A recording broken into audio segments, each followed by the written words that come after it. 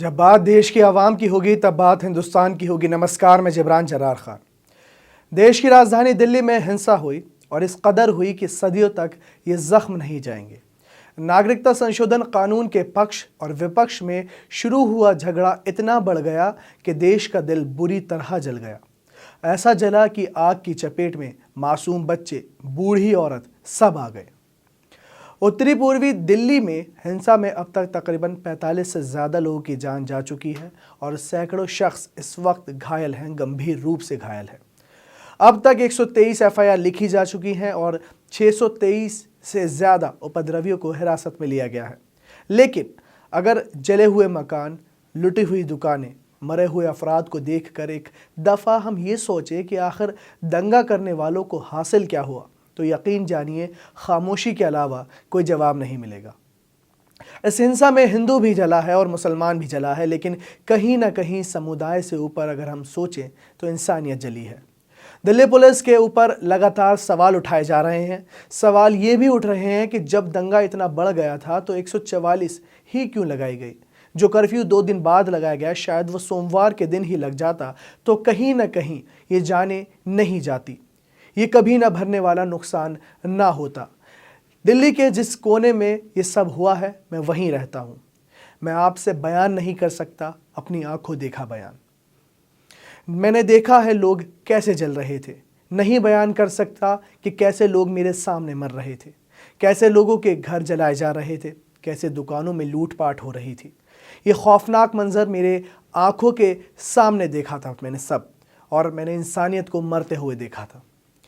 तस्वीरें बहुत हैं दिखाने के लिए, लेकिन शायद हमें ये सोचना है कि ये आग कहीं इन तस्वीरों से ही तो नहीं भड़की है। व्हाट्सएप और फेसबुक पर जिस तरह से जहर घोला जा रहा है, वो कहीं ना कहीं इस बात को चीख चीख कर कह रहा है कि कुछ बहुत बुरा होने वाला है, और हुआ भी। जिस तरह से ट्विटर और दीगर सोशल मीडिया वेबसाइट्स पर लोग एक दूसरे के मजहब को गंदी गंदी गालियां दे रहे हैं, वो बताता है कि किस तरह लोगों में जहर भरा हुआ है। और अफसोस करने की ज़रूरत नहीं है कि ये जो हुआ है ये बहुत पहले का बोया हुआ ही जहर है। इस हिंसा में दोनों ही समुदाय को कभी न भरने वाला नुकसान हुआ है, ऐसे जख्म पहुँचे हैं। मेरा दोस्त बाबू शिव विहार में रहता है। माली हालात बेहतर हुए तो बाबू ने अपने सपनों का घर बनाया, लेकिन हिंसा में 1500 दंगाइयों ने बाबू के घर पर धावा बोल दिया और पूरी तरह जो उसने पूरी ज़िंदगी की मेहनत पर पूरा जो घर बनाया था, उसको चंद मिनटों में जलाकर खाक कर दिया। घर में खड़ी गाड़ी, बाइक, कुछ नहीं छोड़ा। जैसे तैसे बाबू अपनी जान बचाकर वहां से भागा। शिव विहार और नज़दीक के इलाकों में दंगे से लोग इस कदर डरे हुए हैं कि अब तक चांदबाग, मुस्तफ़ाबाद, भजनपुरा, मूंगा नगर, शेरपुर चौक, चंदू नगर, ब्रजपुरी, दयालपुर, शेरपुर, खजूरी में अब तक 200 से ज़्यादा परिवार वहां से जा चुके हैं, जो कि अपने आप में चौंकाने वाली एक तस्वीर भी है। लोग इतना डरे हुए हैं कि वो अपने घरों को खाली करके वहां से जा रहे हैं और कहना है कि जान बच गई तो सब कुछ बच गया। अब आते हैं इस तस्वीर के ऊपर। लाल रंग की कमीज में पुलिस पर पिस्तौल ताना हुआ शख्स आखिर कौन है? ये एक बड़ा सवाल है। पिछले कई दिनों से इस सवाल चल रहा है जिसका जवाब अभी तक नहीं मिला है। शुरुआत में इस शख्स और इसकी तस्वीर खूब चर्चा में थी। दिल्ली पुलिस के जवान पर इस लाल कमीज वाले शख्स ने बंदूक तान दी और उसके बाद दूसरी तरफ ये गोली भी चलाने लगा। इसकी तस्वीरें जमकर वायरल हुई और शुरुआत में पुलिस ने इस शख्स का नाम शाहरुख बताया। पुलिस ने कहा कि ये दिल्ली के जाफराबाद के चौहान बांगड़ में रहता है और जहां से ये सारी बातें शुरू हुई थी, सारी बातें ख़त्म हुई थी। शुरुआत में ये सब बातें कही थी।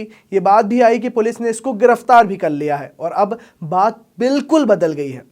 दिल्ली पुलिस का कहना है कि अभी तक इस शख्स की पहचान नहीं हुई है और ये शख्स ना ही अभी तक गिरफ्तार हुआ है।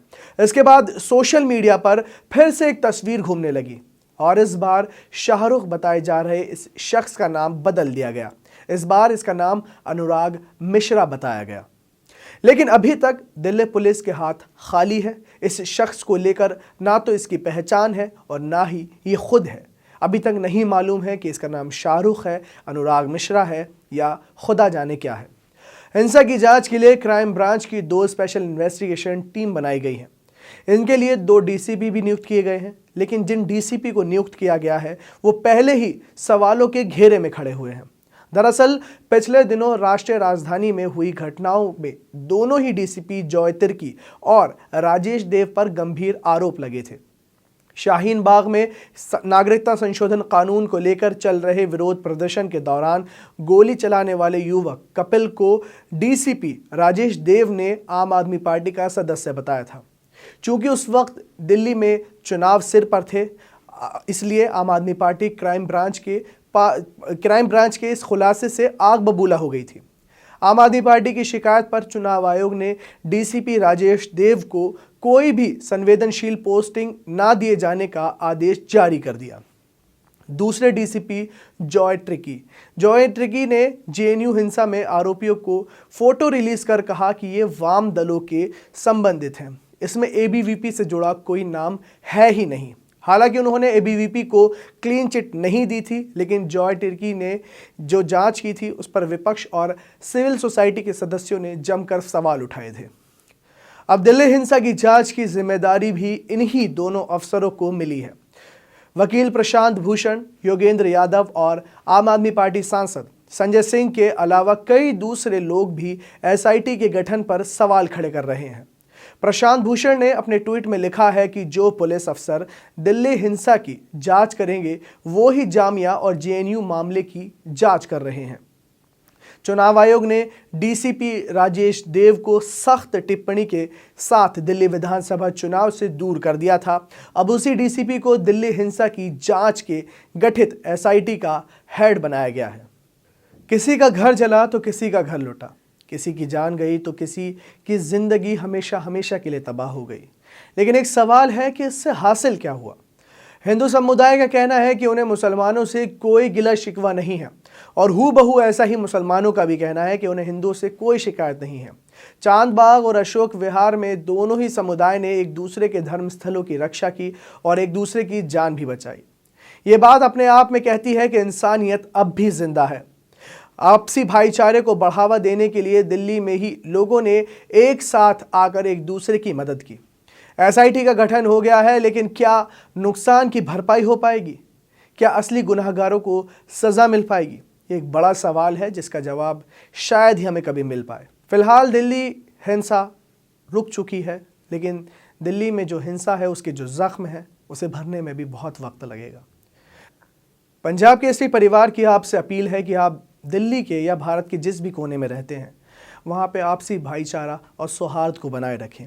किसी भी शख्स की मदद करें और उसकी मदद उसकी पहचान या उसके मज़हब को देखकर ना करें, उसकी मदद इंसान होने के नाते करें। यही एक सच्चे और अच्छे भारतीय होने का फ़र्ज़ भी है।